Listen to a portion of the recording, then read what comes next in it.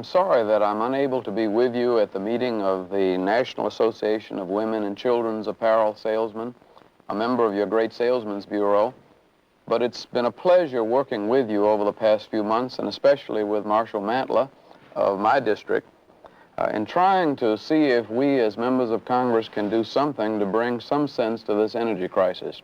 We've had a great deal of help from my colleague, Elliot Levitas, and a member of the Ways and Means Committee, Abner Mikva, and together we have been trying to monitor this process to see to it that some of the needs of salesmen are considered by the legislative process. We're very sorry, Congressman, that you couldn't be with us, but having worked with us the way you have, I'm sure that my entire membership is grateful. You see, our problems are really twofold. We have the problems as the typical American citizen trying to do his part, and then as the professional traveling salesman. As Americans, my members are thoroughly confused with the type of information that we're receiving. About 18 months ago, when the gas crisis started, we heard that there was a 6% import. Each time we read an article, it goes from 6 to 12 to 20 to 40. As an American, we are thoroughly confused about the entire gasoline situation. Well, I think you ought to welcome yourself to the club, because one of the things that I see is that all of America is confused. I think the White House is confused. I know the Congress is confused. I used to think the oil companies had all the answers and that they weren't telling anybody. But I'm beginning to believe that they're confused too.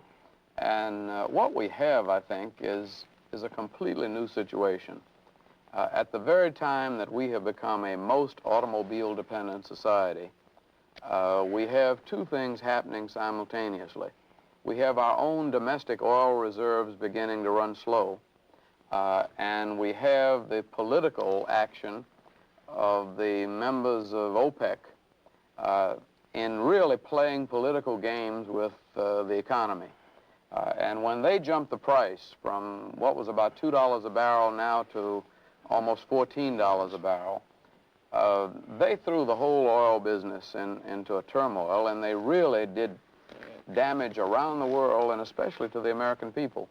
And frankly, I think it's going to take us about 10 years to adjust to all of these trends, and almost that long to really know what the problems are. We're not sure how much oil we have on the continental shelf. We're not sure how long and how much it's going to cost us to get the oil down from Alaska. We've got new oil wells in Alabama now that we're just opening up. We're opening up the Elk Hills reserves in California. At the same time, we're beginning to shift some of our big power companies from the use of oil to coal and eventually to use nuclear fuel for the powering of our cities. But I'm afraid this is a kind of confusion that we're going to have to live with for a while, because every time we begin to get a hold of an answer, somebody changes the rules of the game on us. Congressman, you know, we seem to have a multiplicity of confusion. Our energy czar, Frank Zarb, has publicly stated that until gasoline goes to $1.40 a gallon, there will not be a material reduction. We then have a president raising prices pennies, 2 cents, 3 cents at a time. We then have a Congress that knocked the provisions out of H.R. 6860, which would have raised the taxes. Now, if $1.40 gasoline is what we need, why are we going about it nickels and dimes at a time? Well, I think the Congress is not convinced that we need that. The president is trying to use the price mechanism to produce conservation. He thinks that if gas gets expensive enough, people will stop driving. I question that because it hasn't worked. People are not buying any less gas at 65 cents a gallon than they used to buy at 29 cents a gallon. And we are so dependent on our cars as a society, there really isn't much we can do to cut back. So the Congress is trying to find other methods of forcing conservation. And that's the reason we tried to put the burden on the automobile manufacturers to manufacture cars over the next 3 years that will use less gasoline, simply because they're constructed to use less gasoline. We have to learn from experience in the European countries where gas is $1.50 and $1.60 a gallon. It has not cut down consumption one iota. Now, I think the illustration I use in this is the problem we have with civil rights legislation. We knew that there was something wrong in terms of our civil rights race relations, but for a long time the Congress didn't know what to do about it. Now, if they had tried to do in 1954 and 1955 what they finally came around to in 1964 with a Civil Rights Act desegregating the whole South and a Voting Rights Act, we probably would have had a violent revolution of some sort. We would have had violence and upheaval. The legislative process is in part an educative process. And as they did a little something in 57, they came back and did a little more in 58. In 1960, when the movement started, people began to understand a little better what the problems were, so that by 1964 we had some answers that worked without much trouble. I think it's going to take us at least half that long to solve the energy problem. That the lead time in much of this is 3 or 4 years.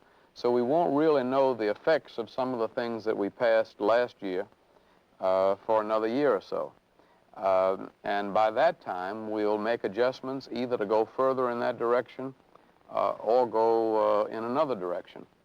But in some sense, I think salesmen hold the key, because the big question we face is how to keep the American economy thriving and booming. And you are the key to that, you and the members of your Salesmen's Bureau.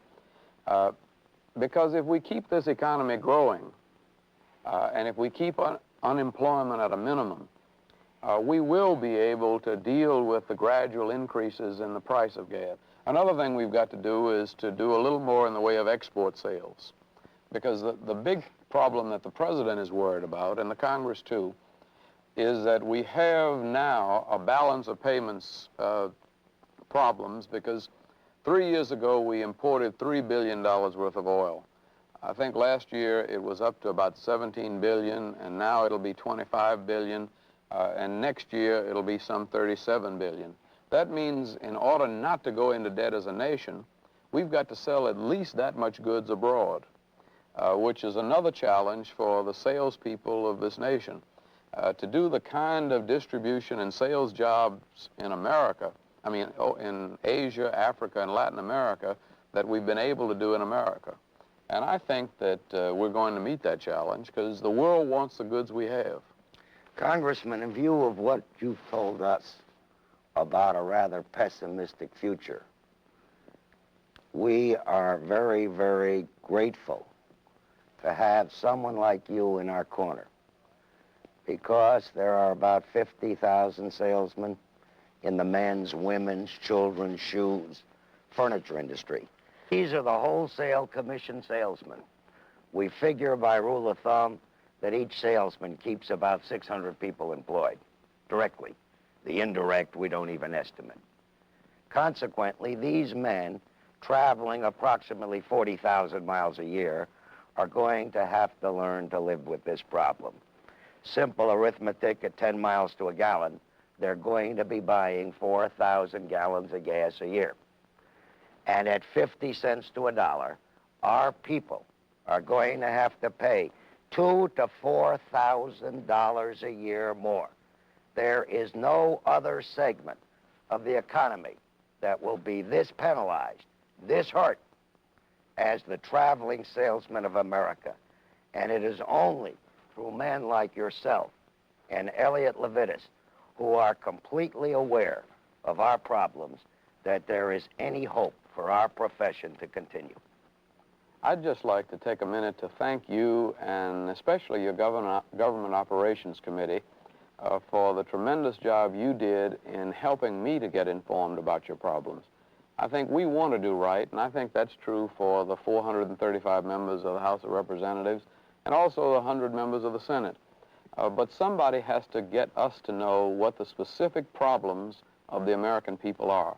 So we get farmers coming in, we get businessmen coming in, and if salesmen don't come in, we don't know your problems. So you brought your problems to us, and it's our job to respond to them, and we'll continue to try to do that.